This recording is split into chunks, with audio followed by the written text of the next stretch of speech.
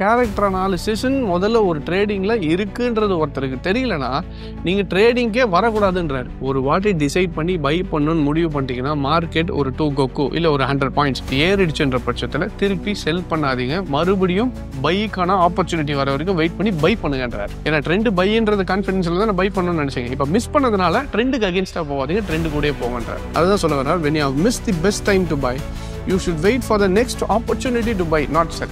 நம்ம 26,000 போயிட்டு சடனாக என்ன ஆயிடுச்சு, மார்க்கெட் 22,000 வரைக்கும் ஃபால் ஆயிடுச்சு. விழுந்த உடனே என்ன ஆயிடுச்சு, எல்லாமே நியூஸ் எல்லா இது செல்லுனா சடனாக மார்க்கெட் என்ன ஆகும், திருப்பி மேலே ஏற ஆரம்பிச்சோன்னே எல்லாருமே ஐயோ விட்டுட்டோம் பைய அப்படின்ட்டு திருப்பி ரிவெஞ்ச் ட்ரேடிங்க்கு போவாங்க. இதை தான் அவர் அன்றைக்கி 200-300 வருஷத்துக்கு முன்னாடி சொல்லிட்டு போயிட்டார். மார்க்கெட்டு ட்ரெண்டிங்லாம் அப் ட்ரெண்டில் இருக்கும்போது கரெக்ஷன் வருதுன்னா அந்த கரெக்ஷனை பேஸ் பண்ணி பை பண்ணுங்கள், செல் பண்ணாதீங்க. Hi there guys, welcome back. This is Kishoria, founder and CEO of TradeAchievers. So இந்த வீடியோவில் வந்து நம்ம ஜாப்பனீஸ் கேனலிஸ்டிக்ஸோட புக் சீரிஸ் பார்ட் 3 தான் பார்க்க போகிறோம். ஸோ எப்படி இருக்குன்னு பார்க்கலாம். அண்ட் நிறைய பேர் வீடியோஸ் கேட்டுகிட்டே இருந்தீங்க, சார் தேர்ட் பார்ட் போடுங்கன்ட்டு. கண்டிப்பாக இப்போ தேர்ட் எப்படி இருக்குன்னு பார்க்கலாம். இப்போது நம்ம லாஸ்ட் இதில் வந்து இந்த old rice and new rice வரும்போது எப்படி ப்ரைஸஸ் ஜம்ப் ஆகுன்றதை லாஸ்ட் வீடியோவில் பார்த்துருந்தோம். இன்கேஸ் நீங்கள் பார்க்கலன்னா அந்த வீடியோ போய் பாருங்கள். ஸோ இப்போ நெக்ஸ்ட் தேர்ட் பார்ட்டில் என்ன பார்க்க போகிறோம்னு பார்த்தீங்கன்னா, இப்போ 2.3.4 வந்து movement after hitting the ceiling. So இதில் பார்த்தீங்கன்னா இந்த பேரால என்ன சொல்ல வர்றாருன்னா, it is basically the character analysis. எப்படி வந்து ஒரு மாதத்தில் அந்த ரைஸோட கேரக்டர் எப்படி சேஞ்ச் ஆகும், அந்த 3 மாதத்துக்கு மார்க்கெட் வந்து என்னன்னு பார்த்தீங்கன்னா இட் டிக்ரீசஸ் அண்ட் 4th மந்தில் வந்து அது இன்க்ரீஸ் ஆகுன்றது அவர் கண்டுபிடிச்ச அவரோட ஸ்டடி. இது எப்படின்னா ஹிஸ்டாரிக்கலாக அவர் ரெகுலராக செக் பண்ணிகிட்டே வரும்போது அந்த கேரக்டர்ஸ் வச்சு அதை பேஸ் பண்ணி எடுத்திருக்காரு. இதில் ஒரு முக்கியமான பாயிண்ட் என்னன்னு பார்த்தீங்கன்னா இந்த 3 விஷயம், தி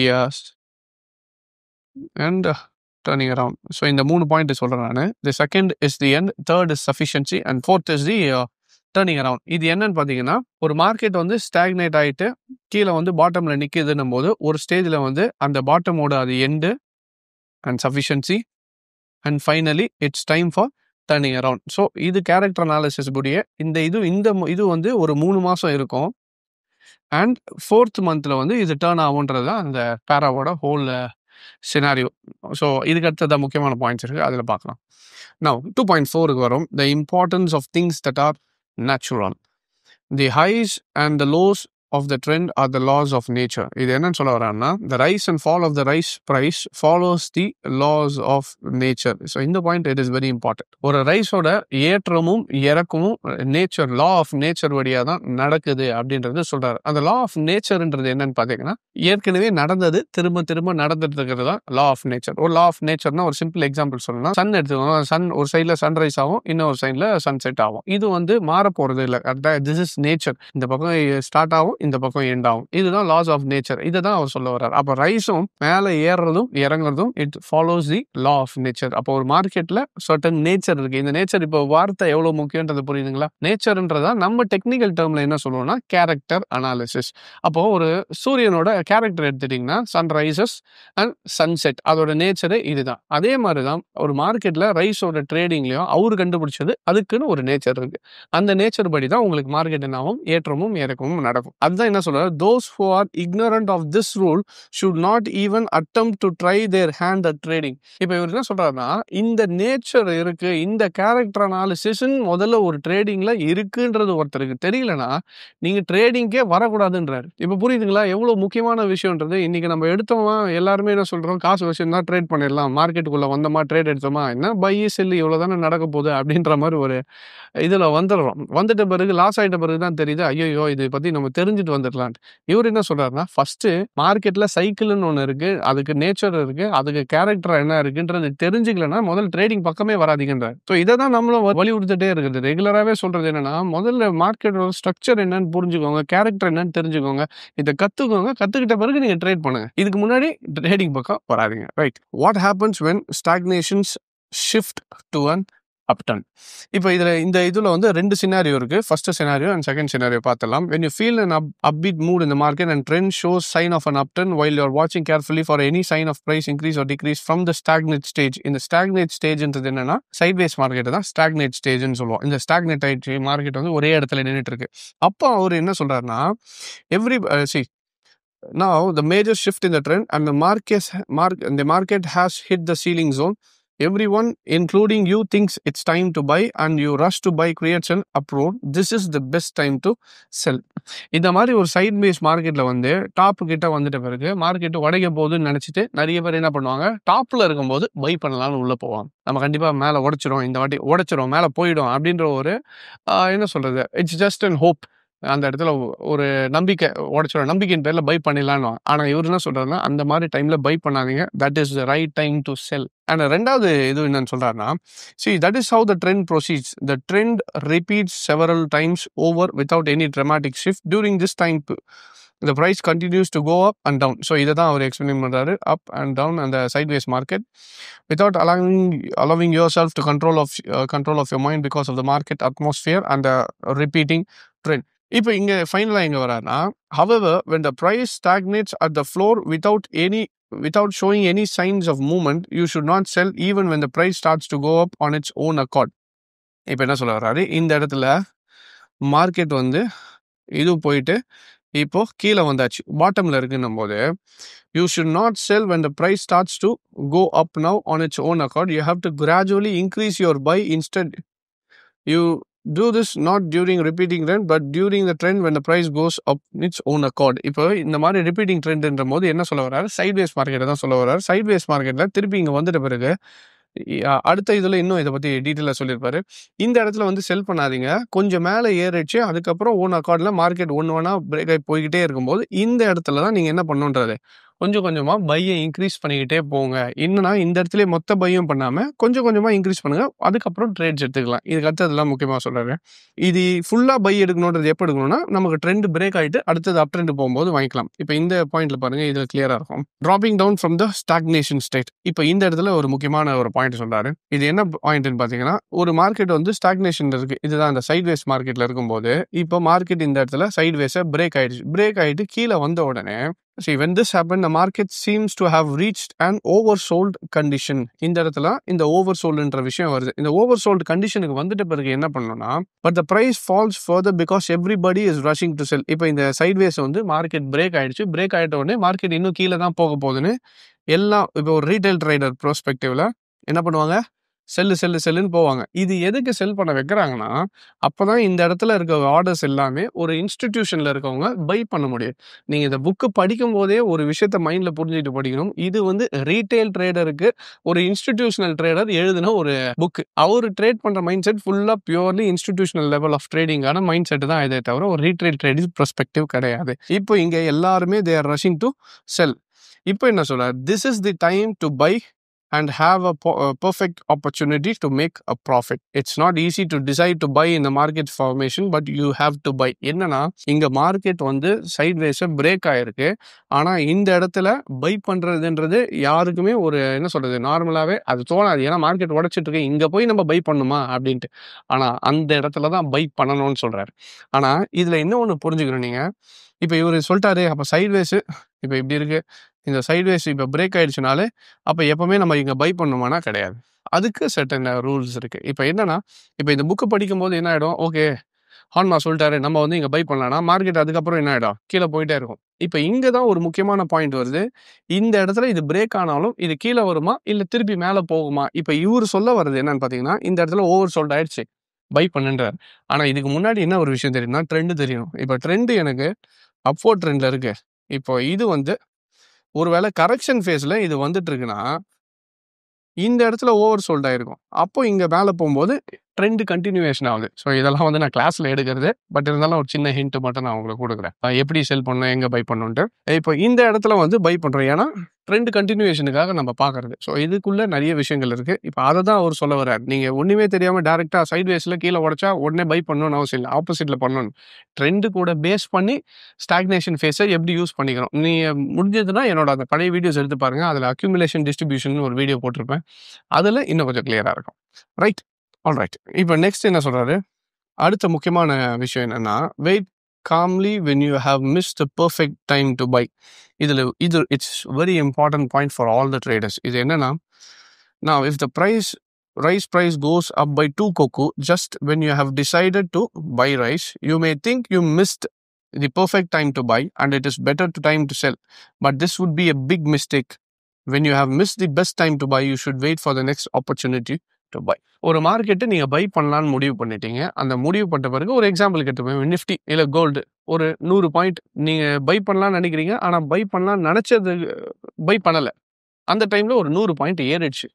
ஏறின உடனே இப்போ உங்களுக்கு ஒரு அட்ரினல் ரஷ் வரும் பார்த்தீங்களா? ஐயையோ! விட்டுட்டோமேன்ட்டு. இப்போ என்ன சொல்லுவீங்க? 100 பாயிண்ட் ஏறிடுச்சே, இப்போ நான் செல் பண்ண போறேன்.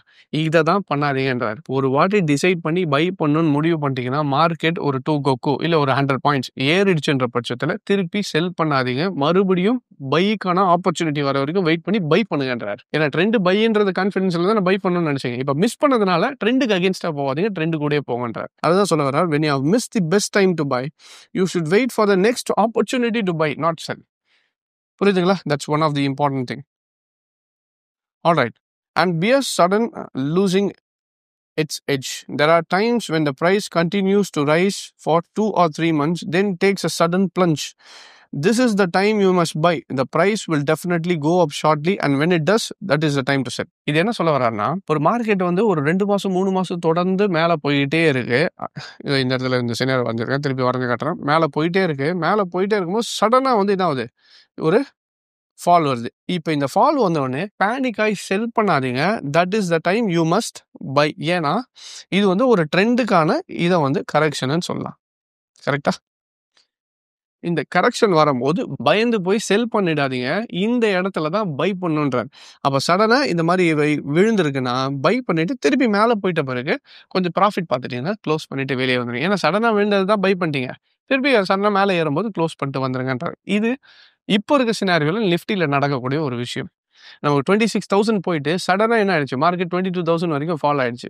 விழுந்த உடனே என்ன ஆயிடுச்சு? எல்லாமே நியூஸ் எல்லா இது செல்லுனா சடனாக மார்க்கெட் என்ன ஆகும்? திருப்பி மேலே ஏற ஆரம்பிச்சோன்னே எல்லாருமே ஐயோ விட்டுட்டோம் பைய அப்படின்ட்டு திருப்பி ரிவெஞ்ச் ட்ரேடிங்க்கு போவாங்க. இதை தான் அவர் அன்னைக்கு 200-300 வருஷத்துக்கு முன்னாடி சொல்லிட்டு போயிட்டார். மார்க்கெட்டு ட்ரெண்டிங்லாம் அப் ட்ரெண்டில் இருக்கும்போது கரெக்ஷன் வருதுன்னா அந்த கரெக்ஷனை பேஸ் பண்ணி பை பண்ணுங்க, செல் பண்ணாதீங்க. இப்போ புரியும்னு நினைக்கிறேன் என்னோட பழைய வீடியோஸ்க்கான மீனிங் எல்லாமே. Alright, so this is also very important. And next, aim for a bigger profit, don't rest on small profits. இதில் என்ன சொல்ல வராருன்னு பார்த்தீங்கன்னா, see there are times when you have to have made your buy at the bottom and expected some profit. இப்போ கீழே வந்து நீங்கள் ஒரு பாட்டமில் வந்து பை பண்ணிட்டீங்க, right? and the price stagnates or goes down slightly. நீங்கள் பை பண்ணதை விட மார்க்கெட் இப்போ let's say இங்கே தான் நீங்கள் பை பண்ணிட்டீங்க, அதை விட கொஞ்சம் கீழே வந்திருக்கு. and when this happens, you think you have miscalculated the market and regret that you didn't sell when the price went up previously. But this is the wrong way to think. When you buy at the bottom, you should never sell until the trend makes a shift. என்ன சொல்ல வரானா, நீங்க இப்போ இந்த Nifty எடுத்துப்போமே, இதான் நிஃப்டின்னு வச்சுக்கோங்க. Nifty நல்லா மேலே போயிடுச்சா, 26K வரைக்கும் போயிட்டு இப்போ ஒரு 22K வரைக்கும் வந்துச்சு. இந்த இடத்துல என்னன்னா, இந்த ஒரு சின்ன சின்ன இது ஏற்றம் இறக்கிறத பார்த்துட்டு க்ளோஸ் பண்ணிக்காதீங்க. லாங் டேர்ம் இன்வெஸ்ட்மெண்ட்டாக நீங்கள் வாங்கினீங்கன்னா, இப்போ 22K வந்துட்ட பிறகு மார்க்கெட் இங்கேருந்து இப்போ நீங்கள் 23 தான் பாட்டம் நினச்சிருப்பீங்க, 24 பாட்டம் நினச்சிருப்பீங்க, 22 வரைக்கும் வந்துடுச்சு. அங்கேருந்து கொஞ்சம் கீழே வந்தாலும் இது ஐயோ நம்ம செல்லுக்கு பதிலாக தெரியாமல் பை பண்ணிட்டோம்னு நினைக்காதீங்க. ஓவரால் ட்ரெண்டில் நீங்கள் கிளியராக பைன்றதை ஃபிக்ஸ் பண்ணிட்டீங்க, இது கரெக்ஷன் தான் தெரிஞ்சிச்சுன்னா மார்க்கெட் திருப்பி ஏறுற வரைக்கும் வெயிட் பண்ணுங்கள். உங்களோட டெசிஷனை மாற்றிக்காதீங்க சின்ன ப்ராஃபிட்டுக்காக.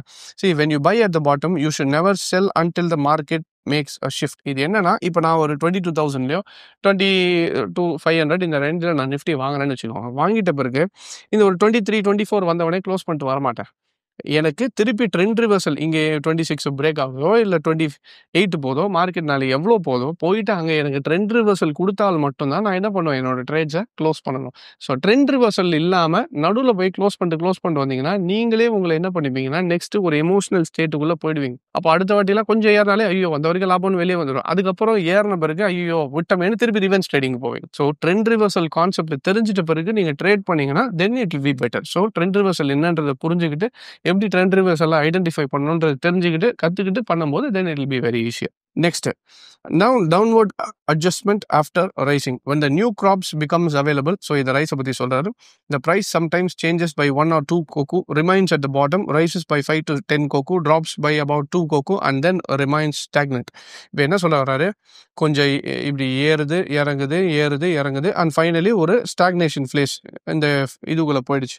And those who buy the rice are not enthusiastic, while those who sell the rice are aggressive. This is the time when you should never sell new crops. If you are a seller, you must buy the rice at this point.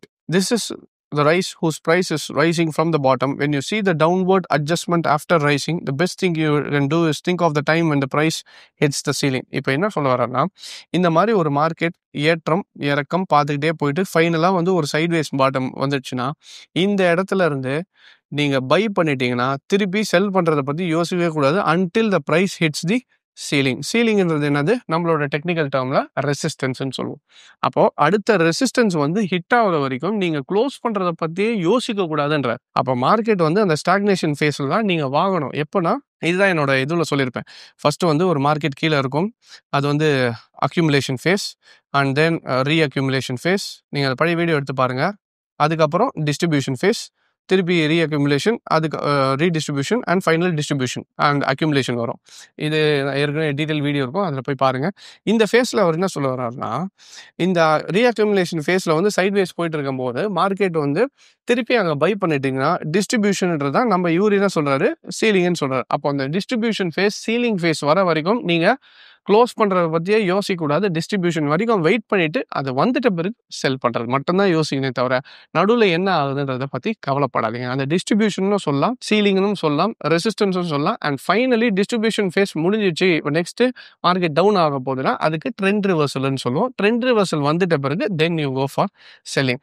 அது வரைக்கும் நீங்கள் எதையுமே பண்ணாதீங்க. வெறும் உங்களோட ceiling எப்போ வரும், எப்போ க்ளோஸ் பண்ணலான்றது மட்டும் தான் உங்கள் தாட்டாக இருக்கணுமே தவிர மற்ற எதுவுமே மார்க்கெட்டில் யோசிக்காதீங்கன்றதான் சொல்ல வர்றார். ஓரளவுக்கு புரிஞ்சிருக்குன்னு நினைக்கிறேன். I think we have covered almost 2.3லேருந்து 2.4 வரைக்கும் கவர் பண்ணியிருக்கோம். திருப்பி அடுத்த வீடியோவில் இன்னும் கொஞ்சம் கவர் பண்ணலாம். ஸோ இது வரைக்கும் ஓரளவுக்கு புரிஞ்சிருக்குன்னு நினைக்கிறேன். இந்த இம்பார்ட்டன்ட் பாயிண்ட்ஸ் மட்டும் ஞாபகம் வச்சுக்கோங்க. ஒரு ரீட்டைல் ட்ரேடர் பெர்ஸ்பெக்டிவில் பார்க்காம இன்ஸ்டிடியூஷனல் பெர்ஸ்பெக்டிவில் பார்த்தீங்கன்னா மட்டும் தான் you will always sustain in this market. And இதில் முக்கியமாக அதே மாதிரி செகண்ட் முக்கியமான பாயிண்ட் என்னென்னா, ஒரு விஜயத்தில் பை பண்ணணும்னு முடிவு பண்ணிட்டீங்கன்னா நீங்கள் மிஸ் பண்ணிட்டீங்க, 100 பாயிண்ட் ஏறிடுச்சுன்னா திருப்பி செல் பண்ண ட்ரை பண்ணாதீங்க. அடுத்த பையிங் ஆப்பர்ச்சுனிட்டிக்காக வெயிட் பண்ணி ட்ரேட் பண்ணுங்க. அண்ட் நெக்ஸ்ட் ஒரு முக்கியமான விஷயம் என்னன்னு பார்த்தீங்கன்னா, சைட்வேஸ் மார்க்கெட் வருது, கீழே உடச்சிச்சுன்னா எப்பவுமே செல் ஆகணும்னு அவசியம் கிடையாது. பை ஆகலாம். ஆனால் அதுக்கு முன்னாடி ட்ரெண்ட் என்னன்றது தெரிஞ்சுக்கிட்டு கண்டினியூவேஷனா இல்லை கரெக்ஷனான்றது புரிஞ்சுக்கிட்டு பண்ணீங்கன்னா then it will be better. And finally என்ன பார்த்தோம்னு பார்த்தீங்கன்னா, price adjustments, accumulation and distribution phases தெரிஞ்சுக்கிட்டு ட்ரேட் பண்ணிங்கன்னா it will be better. Alright. So I think ஹான்மாவோட இந்த புக்கு உங்களுக்கு பிடிச்சிருக்கும்னு நினைக்கிறேன். எபிசோட நம்ம கண்டினியூ பண்ணுவோம். அடுத்த எபிசோட் பார்த்தீங்கன்னா ஒரு கேரக்டர் அனாலிசிஸ் பற்றி தான் மேஜராக சொல்லுவார். நம்ம அடுத்த எபிசோட்ல என்ன பண்ணலாம்னா, இதோட ஓவர்லே மட்டும் நான் கொடுத்துறேன். ஃபுல்லாக நம்ம 4th பார்ட்டில் டெக்னிக்கல் என்னென்ன கேண்டில் ஸ்டிக்ஸ் இருக்குது அதோட டெக்னிக்கலாக நம்ம எப்படி யூஸ் பண்ணலான்றது 4th பார்ட்டில் பார்க்கலாம். ஸோ இன்கேஸ் உங்களுக்கு 4th பார்ட் வேணும்னா திருப்பி இந்த வீடியோவில் கீழே புக் சீரிஸ்ன்னு கமெண்ட் பண்ணுங்கள். உங்களுக்கு பிடிச்சிருந்ததுன்னா கண்டினியூ பண்ணலாம். Alright. So I hope this video was useful and thank you very much for joining. Take care.